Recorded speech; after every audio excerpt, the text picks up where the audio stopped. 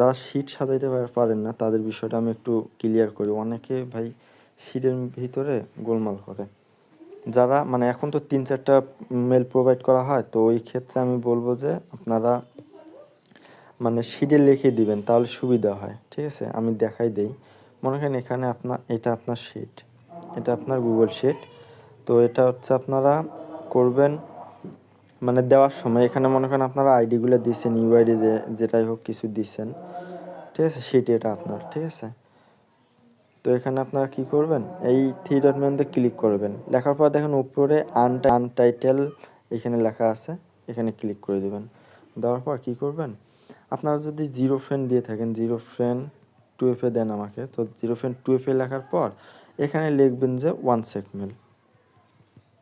ঠিক আছে, এই ওয়ান সেক মেলটা লিখবেন, তাহলে আমি বুঝতে পারবো যে এগুলো ওয়ান সেক মেলের। আর যারা ওয়ান সেক মেল বাদ দিয়ে করতেছেন, মনে করেন যারা টেমমেল ডট আইওটা দিয়ে করতেছেন, তারা এইভাবে লিখবেন।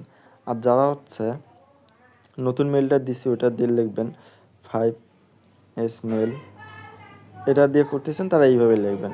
ঠিক আছে, ফাইলটা যেন মানে আপনার নামটা যেন এটা থাকে, তাহলে আমি বুঝতে সুবিধা হবে। কেননা মনে করেন যারা যে বা একটা ওয়ান সেক মেল নিচ্ছে, উনি কিন্তু অন্য কোনো মেল প্রোভাইড করে না, উনি কিন্তু ওয়ান সেক মেলেই নেয়।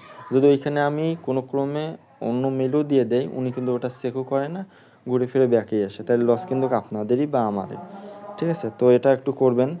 যারা যারা হচ্ছে এই কাজটা করেন না, তারা এই কাজটা করবেন, তাহলে আসলে সুবিধা হবে সবারই, তাহলে কোনো গোলমালও হবে না। ঠিক আছে, ধন্যবাদ সবাই।